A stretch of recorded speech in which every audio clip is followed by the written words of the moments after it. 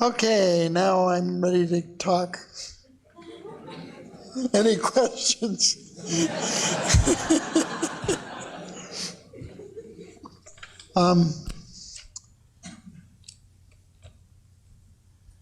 In the history of the world, there have been certain thinkers, revolutionary thinkers.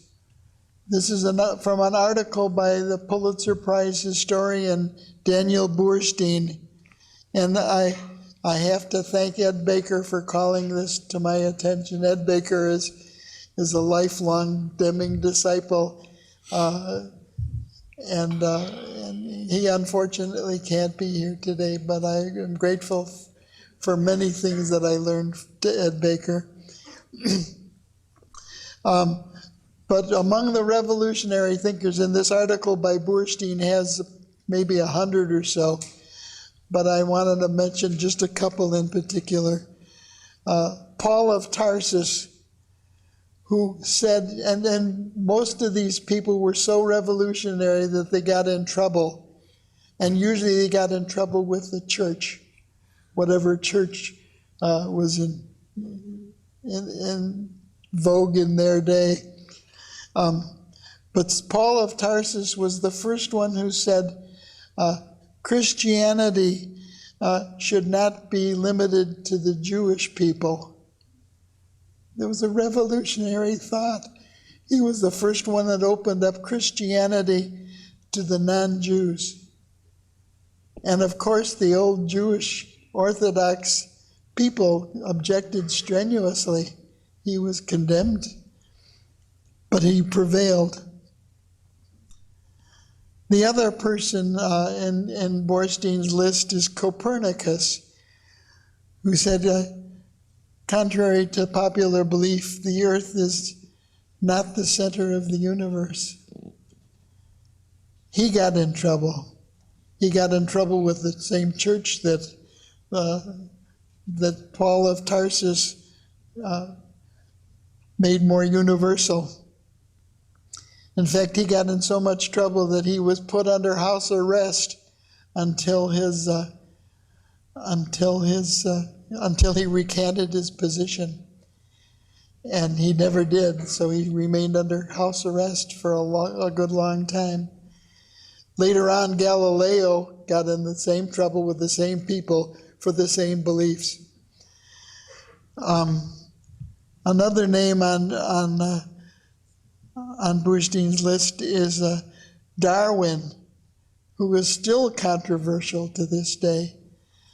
I noticed in the very early days of the campaign, they asked the same questions to the group of Republican candidates, and they asked them, "Do you believe in evolution?" And only one of the Republicans raised his hand, believing in evolution, and of course he lost. Among the Democratic candidates, the same question was asked, do you believe in evolution? And all of them raised their hands to affirm that, which is an interesting social, political, cultural difference between the two parties.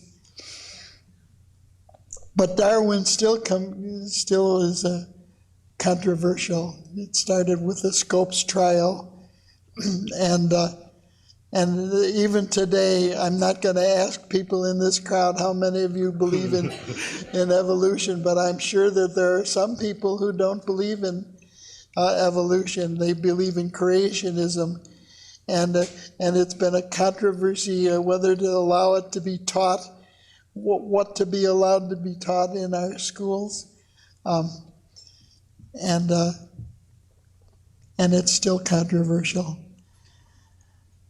Another name on Boorstin's list is Freud, and he had a lot of wacko theories. I agree, but what Freud helped us to discover was that there's a whole lot we don't know about each other. There are things that we have no idea about, and there's much that we don't understand. And he introduced the notion of the hidden personality. The behavior was not as simple as it used to be until Freud came along. Now, the reason I mentioned Burstein's article is the last name on the list, Deming. Deming was one of the few controversial people who didn't stir up controversy. He didn't get in trouble with the church, amazingly enough. But Deming was made Burstein's list because Deming taught us that everything is a system and we are part of it. Everything is a system and we are part of it.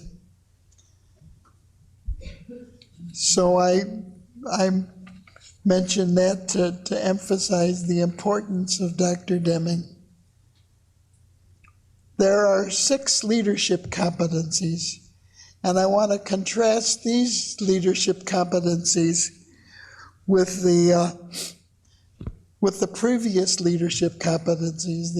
The previous leadership competencies had to do with being a strong, forceful, willful leader. I'll get into those things later on. But the new competencies are very different than the old competencies, and that's what we're going to talk about. So the list of competencies are there on the page 3 and 4, and I won't go through all of them, except I'll go through each individually. So the first leadership competency is the ability to think in systems or knowing how to lead systems. Now, what's a system? I first learned about systems in graduate school. A guy named Frank Pilecki taught the basics of a system is input, throughput, output. It's the basic, it's the DNA of any organization is systems. And once you grasp the notion of what a system is, and we'll spend quite a bit of time in the next few minutes of talking about that, it's essential to understand what a system is and how to think about systems and how to lead systems. So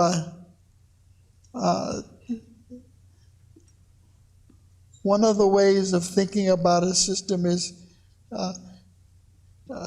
use a gerund, any gerund that you like. The gerund is a word that ends with ing, and for instance, kissing is a system. This is always the best part of Peter's lecture.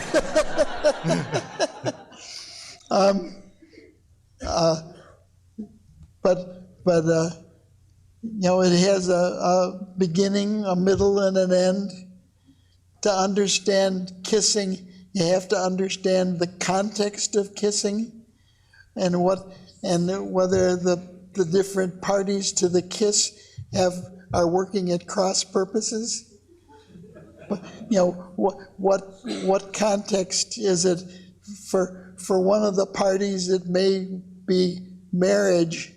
For the other party, it may be have a totally different context, sort of a roll in the hay,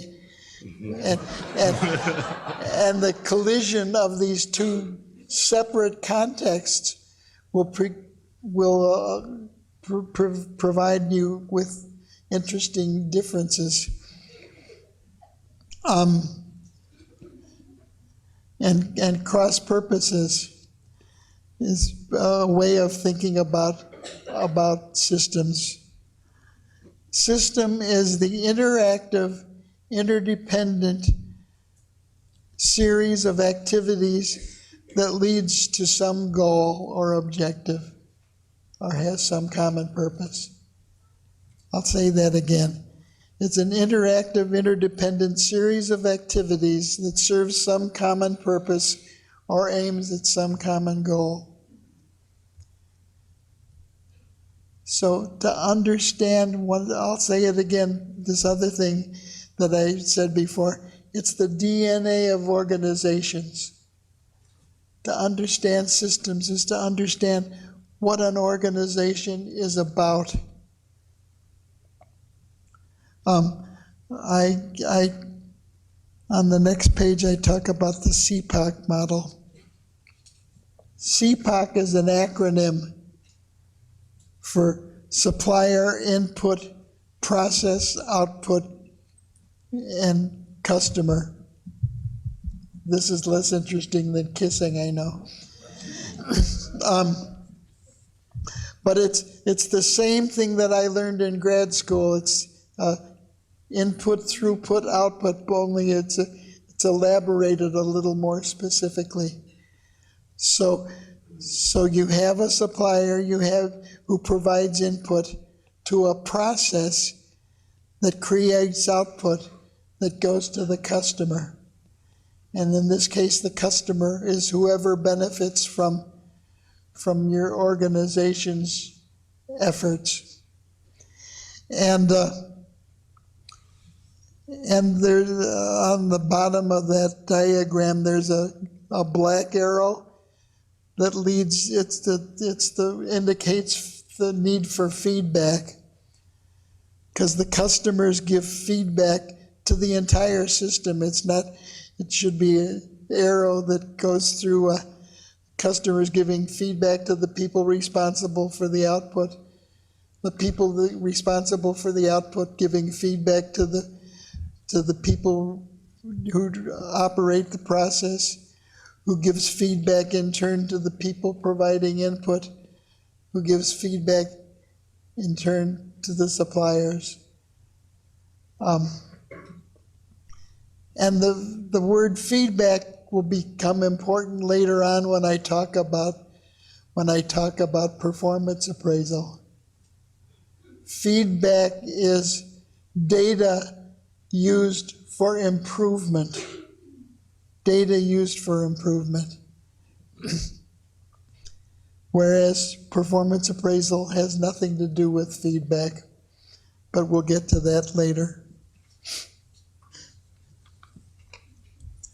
Now, one of the things that we need to understand also regarding everything in the SIPOC model or all of these,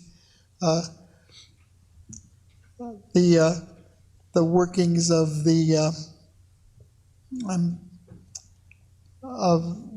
system, we have to understand what an operational definition is.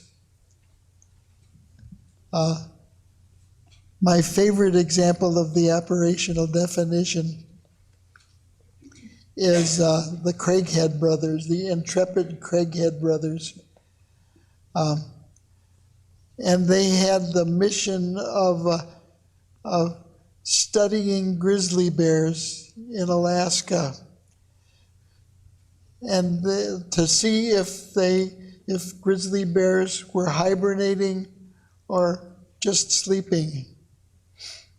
And I'm not making this up. I heard it on public radio first. And so they had to have an operational definition of sleep or hibernation. What's the difference between the two? Because they needed to, if they were going to count hibernating bears, they needed to know what they were looking for. And they had a definition of hibernation, which had to do with the body temperature and a couple other characteristics, but body temperature was the most significant difference between sleep and hibernation. So if there were a Data Gatherers Hall of Fame, they would be in it. So they went into they went into the cave of a grizzly bear who was either sleeping or hibernating. They had to determine that, and the easiest way to take the temperature was rectally. I'm not making this up.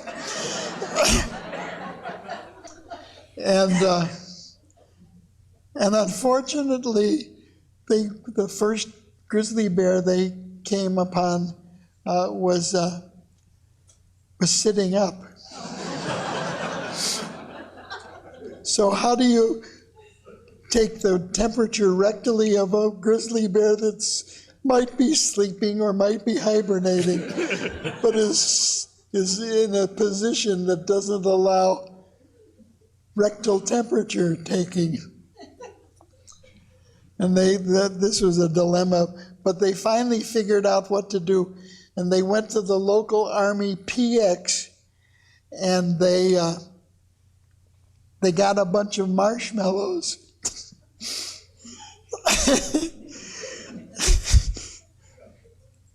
I'm not making this up.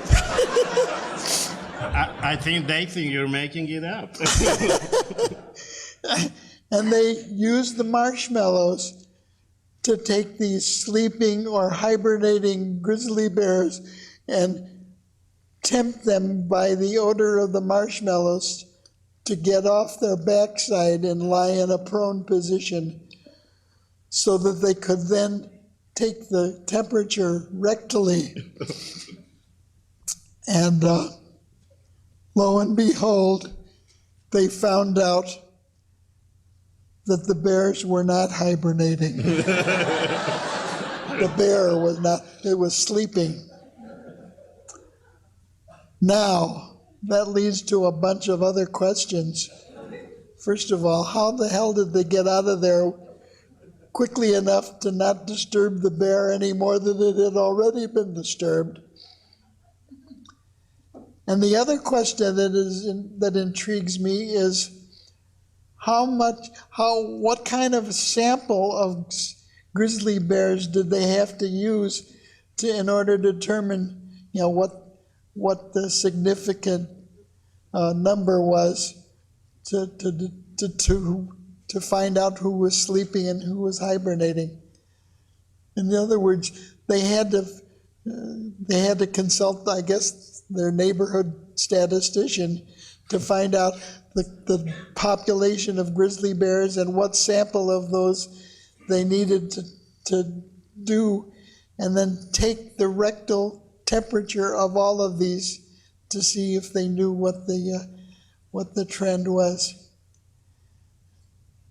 And I don't know how many they had to do, but I know it was more than just that one. The other question is, why in the hell did they do this in the first place? And I don't know the answer to that question. But that's why I refer to them as the intrepid Craighead brothers. We'll never know because at least one of the two brothers has since died.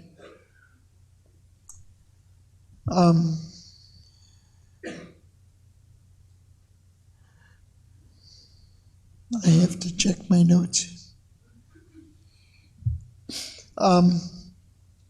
So there are all sorts of examples of operational definitions, and you need them in order to count anything.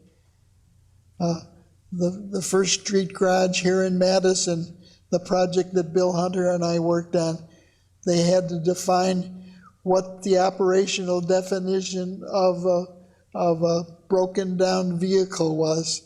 Did they start measuring the time, for instance, of the breakdown when it was first reported, or when they first got it in the garage to repair it? And then what? And then when did the breakdown end? Did it end when the customer they serviced different vehicles from police cars to Zambonis? How many of you don't know what a Zamboni is? People from Florida don't know what a Zamboni is. Zamboni is the machine that brushes the ice and and has a layer of water over the ice. And the city of Madison, the First Street Garage, had that as one of their challenges. But anyway, and so it took them quite a while to define the operational definition of just a breakdown, and when it started and when it ended. Okay, the second leadership competency is variation. For instance, you're sitting here in this room, and there are various distractions, but none of them are significant enough to warrant any particular intervention. You know, the ambient noise, not much. If you needed to change to get it even less distracting, you'd have to do some major changes in the system, and those are called special causes that have to be treated in a particular different way. But say when the same room, while we were sitting here, the fire alarm went off, that would be a major distraction. That's a special cause. And you treat special causes differently than common causes. Common causes are built into the system more or less. Special causes are extraneous to the system. And what the job of leadership is to tell what's going on, whether it's a common cause of variation or a special cause of variation, because the reaction to each of those two things must be quite different. The manager who doesn't understand variation will see trends where there are no trends, or they'll miss trends where there are trends, or they attribute causes of problems to individuals, usually whoever's there at the switch when the things go wrong, which is blame. Doesn't understand past performance and can't predict future performance. Doesn't understand the current systems and their vulnerabilities and capabilities, and whether the system needs to be improved or entirely replaced. So other than that, there's nothing wrong with not understanding variation.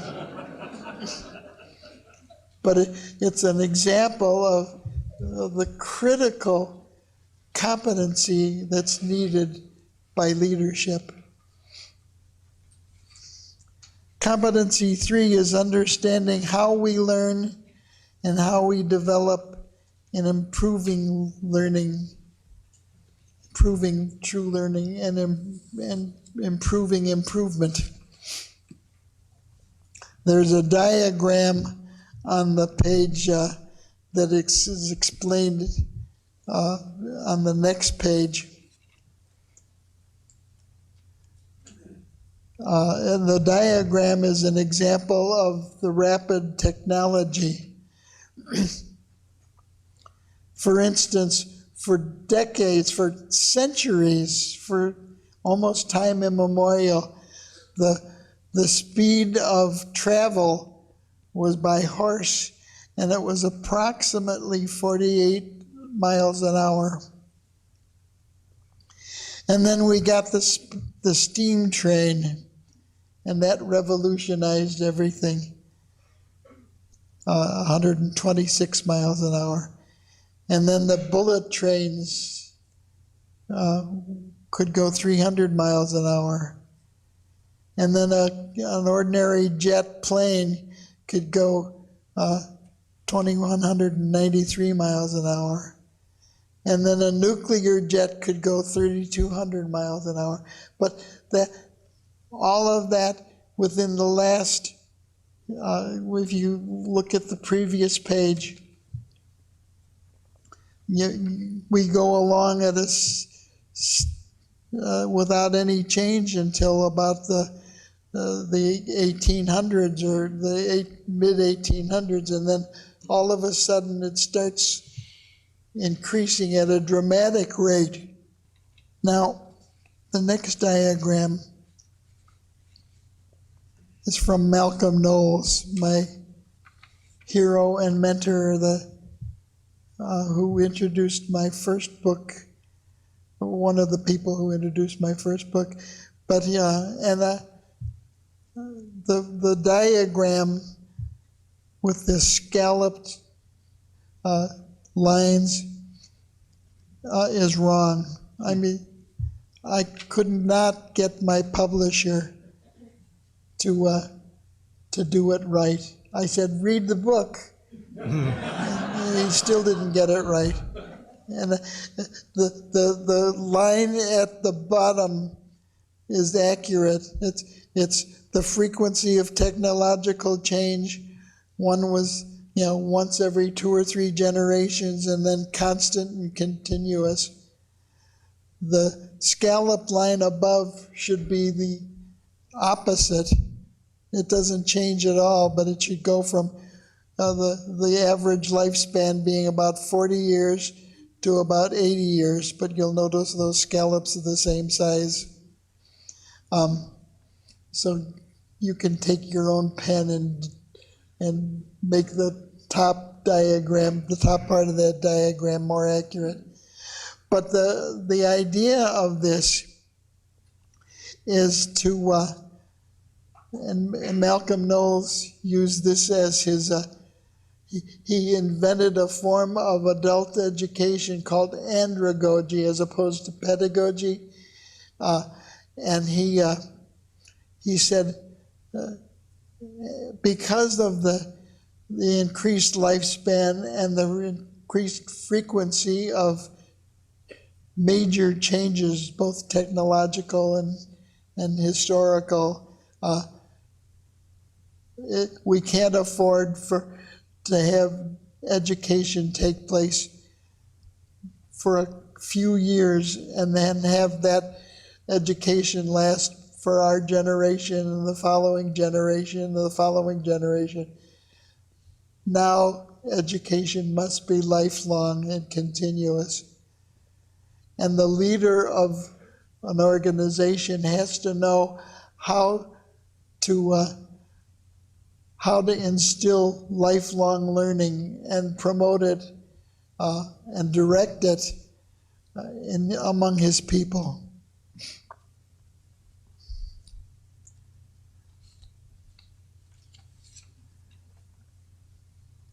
Now, the diagram on the next page describes how we learn. We take a theory, for instance, a recipe is a theory, and the recipe is another theory could be a hunch that we have, but a recipe is a good example. And we have a time when we plan this recipe, and then we do it. We act and study the results. And then we revise the recipe depending on how that turned out, and we have a new action and planning session, and then we do it again. And the continuous interplay between theory and application. between hunches and verification. That's what accounts for learning. There's two quotes that I love with regard to theories.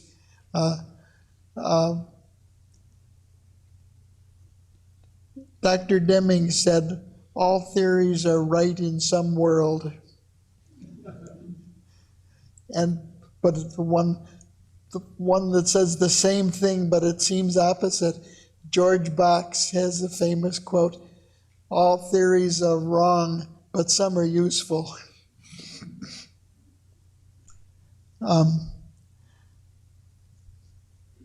So I go by both of those. Competency Four, understanding people and why they behave as they do. There's a couple authors that are important. Douglas McGregor. I'll talk about Hertzberg in a minute. But anyway, McGregor and his father had this argument. His father used to say, these people are lazy. Nothing can get them started. They would rather do as little as possible. And the son, Douglas McGregor, said, these people are just down on their luck. They've had a tough time. They want to work. They would love to work, and they're trustworthy. But they can't do it by themselves. Well, they had this constant argument between the two of them. And eventually, Douglas McGregor wrote this book, The Human Side of Enterprise.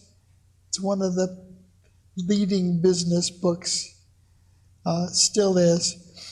And he wrote it describing the attributes of Theory X, his father's philosophy toward the poor and homeless, versus Theory Y, his beliefs about the poor and the homeless, the lazy, unmotivated people versus the well-motivated, down-on-their-luck people. He converted it into a philosophy. And I urge you to read Douglas McGregor's book, The Human Side of Enterprise. It's still a major work as far as I'm concerned. Now, I get to Hertzberg. Hertzberg asked the question, how do you motivate people? And his answer is, you can't. Hertzberg described two kinds of motivation. Positive kita, K-I-T-A, which is an acronym for kick in the pants. Now notice the acronym doesn't quite fit but you get the message. And negative kita, which is using a reward system. Now, there's a wonderful quote from Alfie Kohn's book. He quotes some author whose name I don't know right now, but he quotes that author who says, the old carrot and stick approach describes how you get movement from a particular species, a jackass. And as far as we know, he says, it's useful for that species only. So, but in spite of the fact that the behaviorists are discredited, B.F. Skinner, the behaviorists are discredited except by management. The behaviorists, the carrot and stick people, have swear that this works. I have to check my time. They swear that it works, offering a combination of rewards and punishments, carrots and sticks. And management believes that. Most of the management practices are based on the Skinnerian carrot and stick approach, although Skinner himself has been discredited. The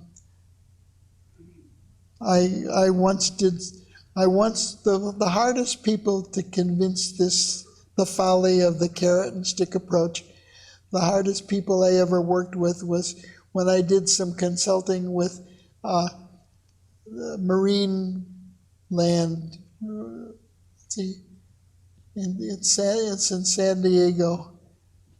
It's not marine land, but it's the SeaWorld. Thank you. I knew somebody would know. Anyway, SeaWorld and their people not only use the carrot and stick approach to train seals, which may be appropriate, but they used it with each other. And they would not believe that the carrot and stick approach was not appropriate for human beings either. But most people agree, although it's a hard sell often.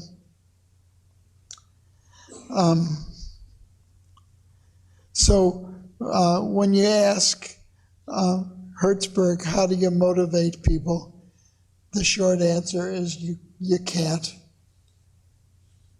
And I urge you to read anything by Hertzberg as well. Competency 5. Now I revert to, I have the same 4 competencies that I described before, but now I'm using Deming's language to refer to them. So the 4 areas, the 4 disciplines are appreciation for a system, a theory of knowledge, knowledge about variation, and psychology. But I use my own words to describe them in the first 4 competencies. But what's important here is that Deming called it a system of profound knowledge. I asked him once, why do you use the word profound knowledge? And he said, I don't know, I had to call it something. But what's important is the word system. As we said, system is a interactive, interdependent parts leading to some purpose or whole. And it's the glue that holds this whole, these 4 disciplines together. Each one is important by itself, but together they make a sum that's greater than its parts. So the system of profound knowledge is profound. And you have to understand how the interaction between human behavior and learning how to learn and variation and the knowledge of systems, how those interplay. There's a wonderful quote that I love. It's from, I also got this from Ed Baker. And it's Oliver Wendell Holmes. Oliver Wendell Holmes said, and Oliver Wendell Holmes didn't know, of course, about Deming or the system of profound knowledge, but in his own way, he captured the essence of profound knowledge. He said, I wouldn't give a fig for the simplicity on this side of complexity. I wouldn't give a fig for the simplicity on this side of complexity, but I would give my life for the simplicity on the other side of complexity. And I think it's a beautiful quote, because Oliver Wendell Holmes had captured in his own way the essence of Deming's system of profound knowledge, I think. And the last of the 6 competencies are giving vision, meaning, direction, and focus to the organization.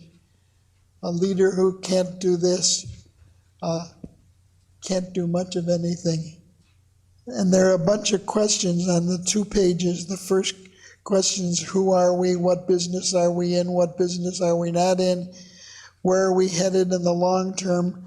What are our priorities in the short term? What values and principles should be characteristic of us, of our relationships, and in all that we do? These have to be conveyed to employees. And the leader's job is to do that, to know what's important. The next set of questions are, what's my own personal job, and how do my functions fit into the larger purpose and systems of the organization? Every employee needs to know the context within which they work. What's the best way to do my job, and what's expected of me, by whom? What will a good job, and who defines what a good job is? How will improvements be accommodated? Who will do the improving? By what method? Who will be involved? How? And what sources and forms of feedback will be available to help me know how I'm doing? So those are the 6 essential competencies for leadership. Now,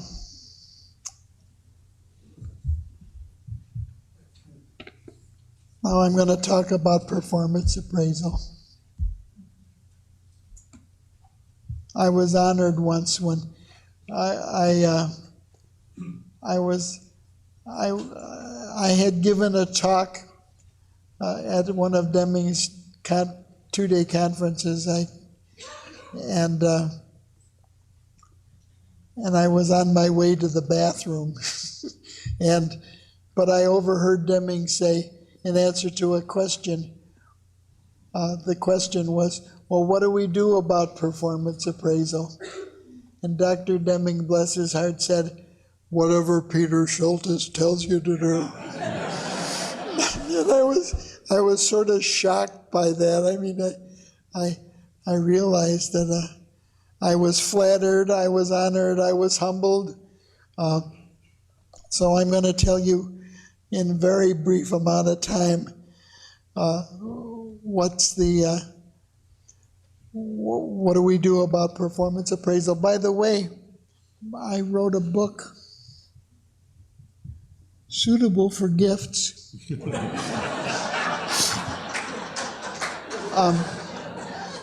But I wrote the book has 10 chapters.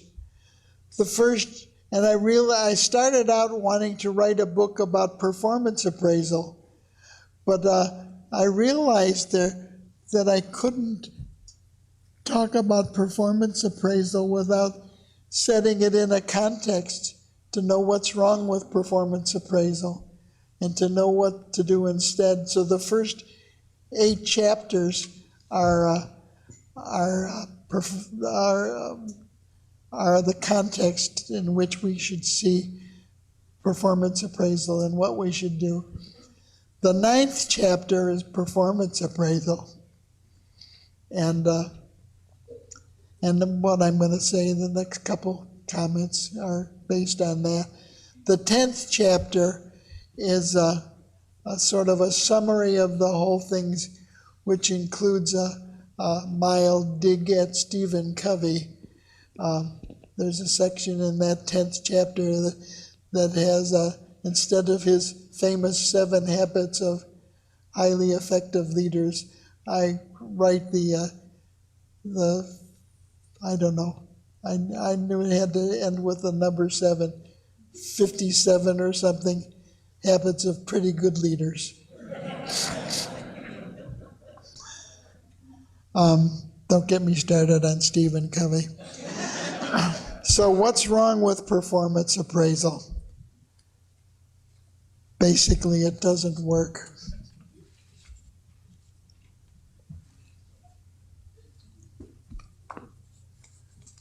First of all, there's assumptions behind performance appraisal, erroneous assumptions. It assumes that evaluation will improve an employee's performance. Most of the people who write books or articles supporting performance appraisals these are written by consultants who do performance appraisals, teach how to do it, and they're not fair judges. It's like asking the foxes how to take care of the chicken coop. The employee being evaluated has control over the results. That's almost never true. Almost never true. The employee's individual contribution can be discerned from the contribution of the systems, all the other managers and workers in the system. It's impossible. But we erroneously assume that when we do performance appraisal. All processes with seemingly identical equipment, materials, training, job description, etc., are in fact identical. That's not true either. The standards of evaluation are related to factors demonstrably important to the business and its customers. No, usually not.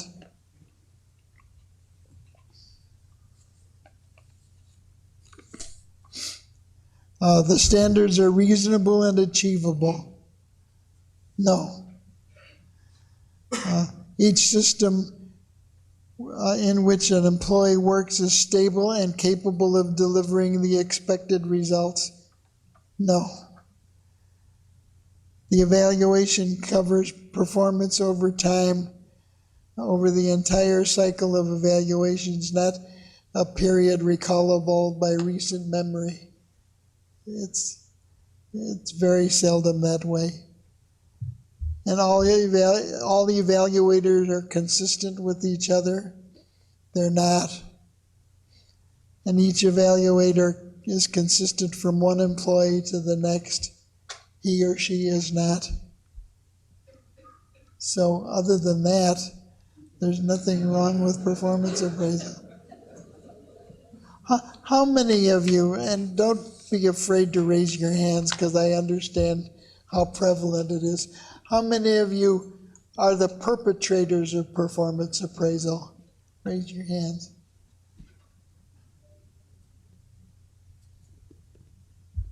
Fewer than I would have expected. How many of you are the victims of performance appraisal? Aha! A sea of hands.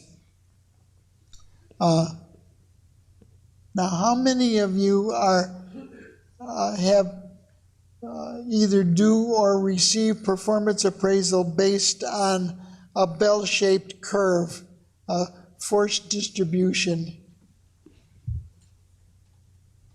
Oh, my sympathies. There's a special place in hell reserved by the, if there is a hell, there's a special place there reserved for whoever invented that system. So on the next page, there's a bell-shaped curve. Jack Welch of GE had a practice of, if you were in the bottom 5%, which of course everybody has to be in some percentage, they got fired automatically, no questions asked. The bottom 5% were let go. And of course, then they got replaced by another 5% who moved up. But it turns out when GE had to lay off a whole bunch of people, they couldn't stick with the 5% rule. They had to do it more drastically than that. I once worked for a major pharmaceutical company, which had been described as one of the best places to work. And they had forced distribution. If you had more than 12 employees, you had to distribute between using the bell-shaped curve. And the guy I was talking to, he said, "What do I do? I've got people on my staff who have either won Nobel Prizes or are that caliber. And who do I say are the low performers? None of them are." And so what he decided, he got together with his people, and they decided to take turns.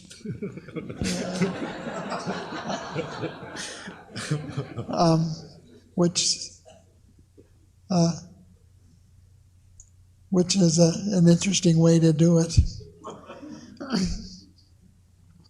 So the three common faults of performance appraisal, all variations, and I've studied this a lot, and there are 360-degree performance appraisal.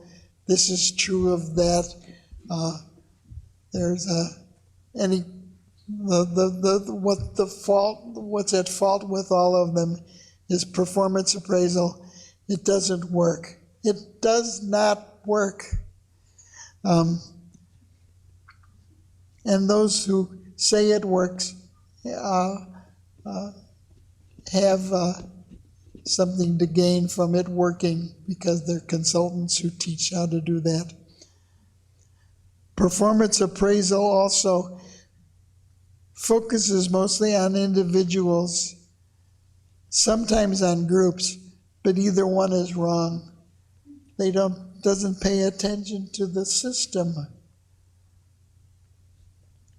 And the performance appraisal is judgment, not feedback. Feedback is information used for improvement.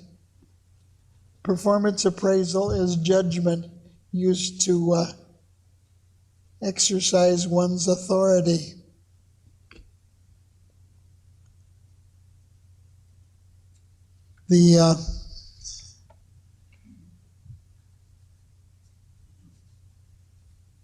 There's a wonderful little hospital in California, and then Colorado rather, the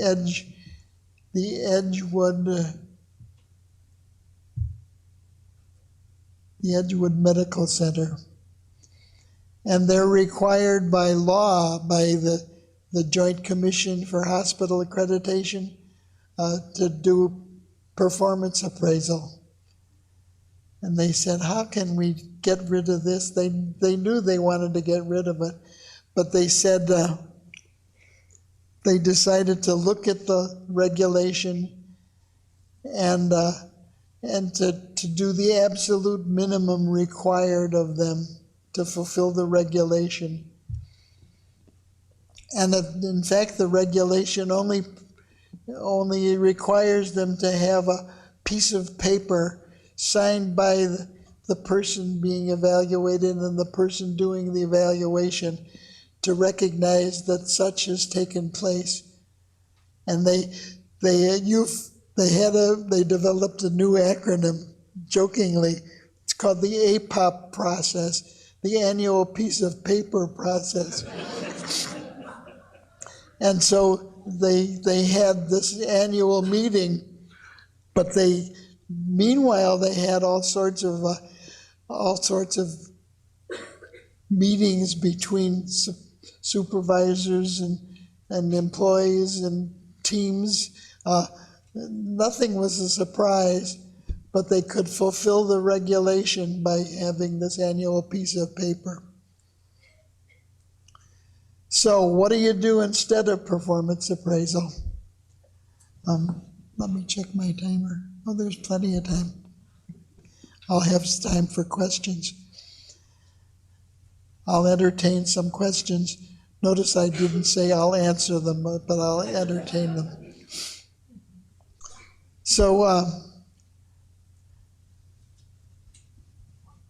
when you ask people why do they do performance appraisal, what's the benefit that they derive from that? And there are a bunch of answers. I've compiled most of the ones I've heard on the following pages to identify and respond to outstanding performers, create a basis for pay, provide feedback to individual employees. Notice it's the misuse of the word feedback. Giving direction and focus to the workplace, identifying career goals, identifying education and training needs, identifying candidates for promotion, identifying candidates for layoffs, fostering communication between employees and their supervisors, creating a paper trail which will serve as defense against suits for wrongful dismissal or unfair treatment, conforming to regulatory requirements, and motivating employees. Well, just the sheer list makes it ridiculous. I mean, imagine having, on an average, a half-hour meeting once a year, and most evaluations are that infrequent and for that short a time, and have all of this stuff performed by that 1/2 hour a year conference. It's ridiculous. So what we have people do is identify the important benefits they think they get from these perceived benefits, and describe how each can be handled separately, maintaining the integrity of the system and abiding by Dr. Deming's principles. And it's easier to do than we thought. For instance, if you use it as a basis for pay, I have found only 3 bases, non-capricious bases for pay. Only 3. One is market rate. Market rate is when you do some studying to find out what other people are paying their employees for approximately the same work. Now that might not be fair. There's a lot of gender discrimination with that, but at least it's something that you can define pretty accurately. In fact, there's some government studies that show how many what the market rate of various occupations is. Tenure and seniority. It's not capricious. You can count how many years employees have worked for a company. The common complaint against that is, well, aren't we rewarding dead wood? To which I say, why did you hire dead wood in the first place? Or why are you hiring live wood and killing it?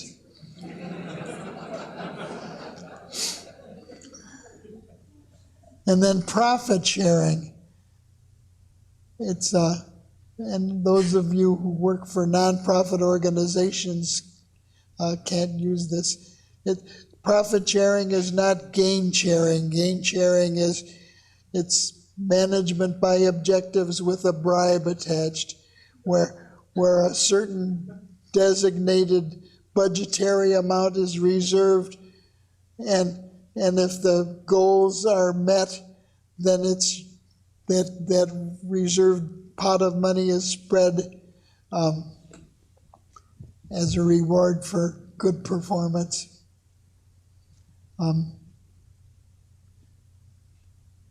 But profit sharing is where you take the actual profits of the organization and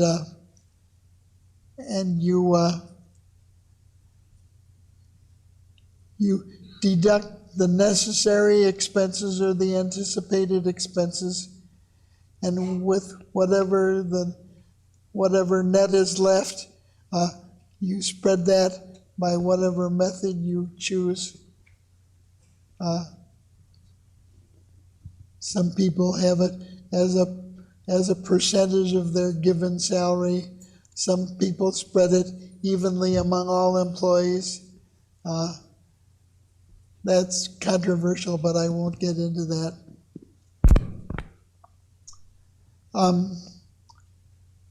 There was something I wanted to say that I missed saying, but I'll say it now. Regarding compensation and improvement. For instance, let's say you people back in that corner of the room, you're in charge of an organization's compensation system. You won't have to say anything, just nod your heads and that's good enough. And the people up in this corner, you're in charge of improvement. Nod your heads.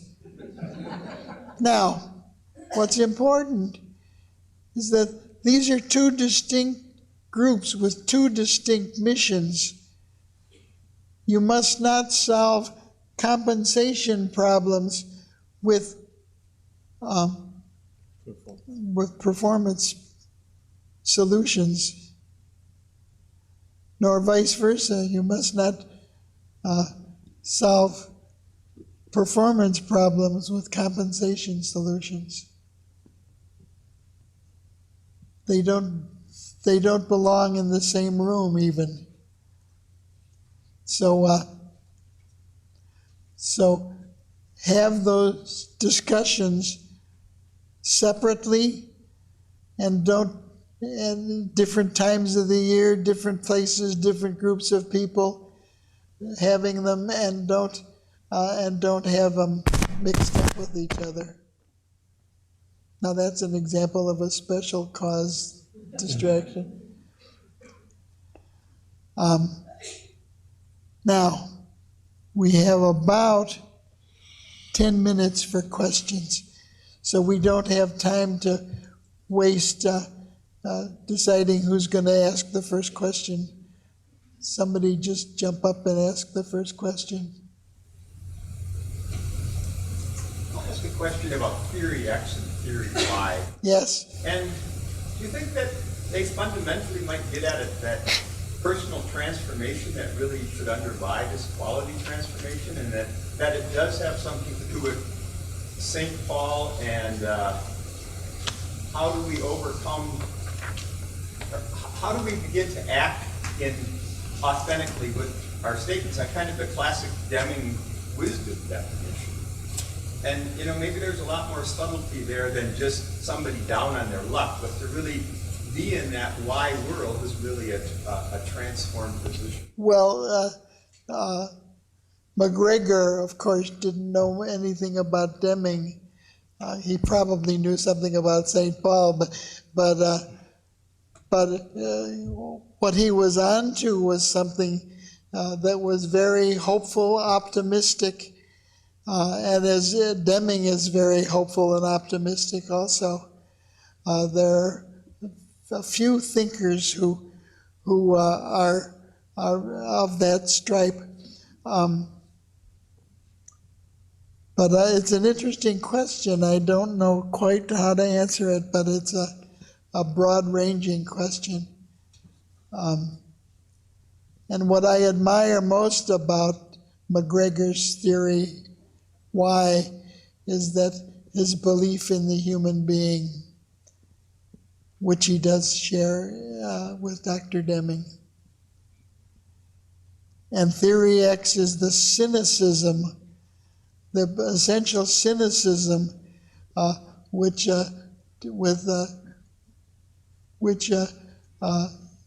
McGregor's father shared with the prevailing management theories of the time.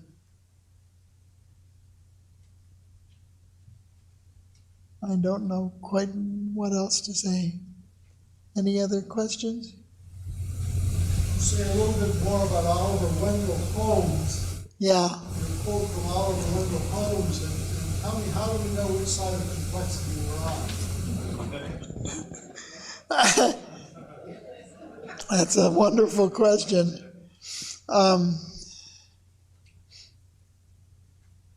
I can't speak for Oliver Wendell Holmes, but I can tell you what I think.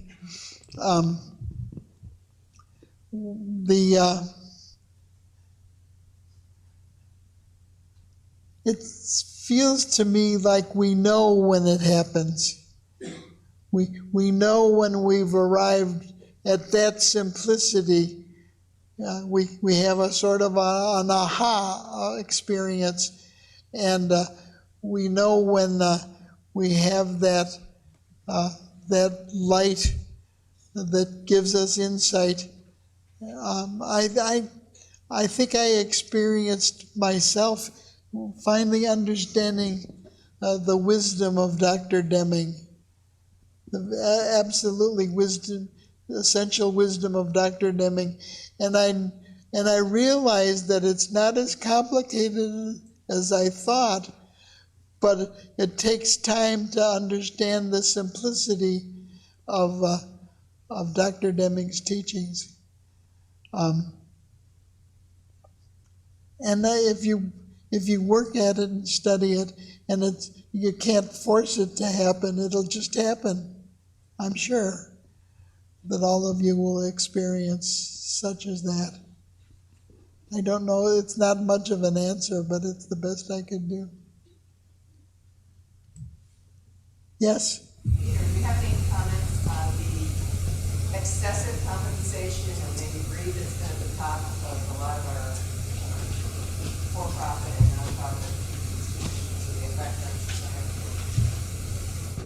Didn't hear the first part of your question. What? The excessive compensation. The accepted? Excessive compensation. Oh gosh, don't get me started. I mean, the greed, it's shameful.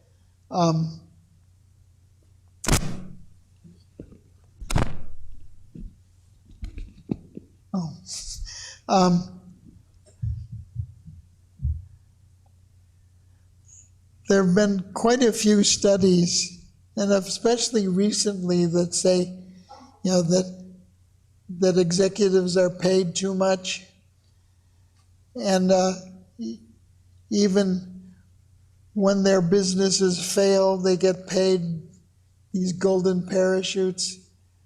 It's shameful. And I don't know how it's going to change, except by the willing collaboration of the people who benefit from it.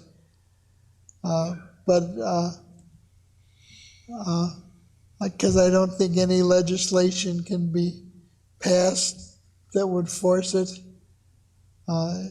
except those things that are part of the the bailout of the insurance and mortgage industry, those things that they have regarding executive pay. Could do it for a while anyway, but and when I first started studying this stuff, it was excessive then, and it's gotten about 20 times more excessive now. But Pat, I don't have an answer to your question, except to agree with your premise. In the back Yeah. or front or whichever. Let's go to the back first. You. I was wondering, I couldn't catch the connection between the receivers and operational definition you're explaining on the slide. I was wondering if you could expand on that. Explain operational definitions as it relates to grizzly bears. I'll give you another example. If your job is to count mothers with children at the mall,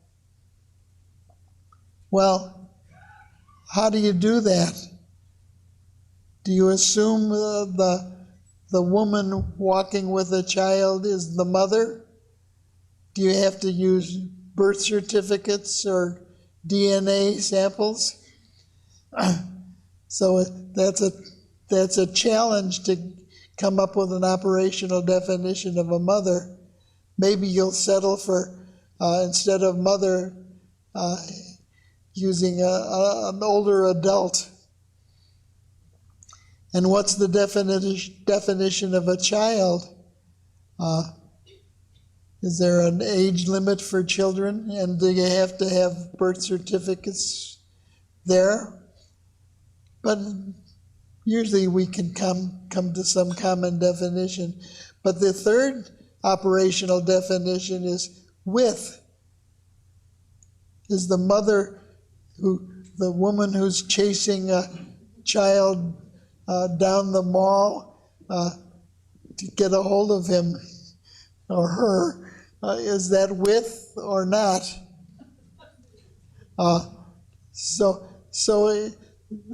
But if you don't know those things, you can't count. You can't count whatever you're asked to count. So an operational definition is a working, clear, agreeable definition of how we account for things, count things. Does that help? We have one up front. What are your views, Peter, about the limits to our ability to appreciate a system, especially a complex social system today? To what extent dare we rely on our senses, on our common knowledge of behavior in the organization, those around us, versus going to statistical tools to try to understand how the system operates? And something that has struck me so powerfully was a remark in a televised interview recently with Professor Mandelbrot, who taught us about fractals. Speaking about the global financial system, he said the complexity is such that it is beyond human comprehension now. We don't know how to examine this system. Yeah. So, what do you think? You asked a very complicated question and the beeper went off.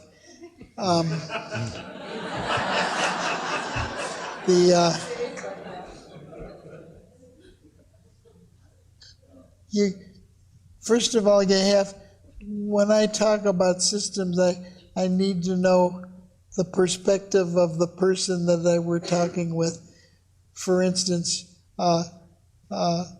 computer people have an entirely different concept of systems.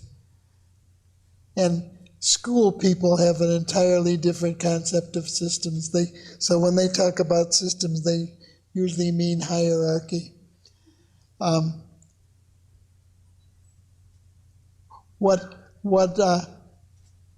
prefer Russell Akoff's definition of systems rather than Peter Senge's concept. I read a lot of Peter Senge, and I saw all of his diagrams. They're very complicated, and I didn't understand a thing they were saying. But Russell Akoff taught me more about systems, and what I thought Russell Akoff said is that Dr. Deming, when he talks about systems, he's more like a poet, which surprises me. I mean, it's true, but I never thought of it before. Deming is a poet when it comes to talking about systems, and it's the subtleties and the analogies about systems that Russell Akoff admired about Deming's teachings. I think I'll have to leave it at that, Bob. So I'm sorry? Is our time up? Our time is up. So I wanted to thank you for putting up with me for an hour.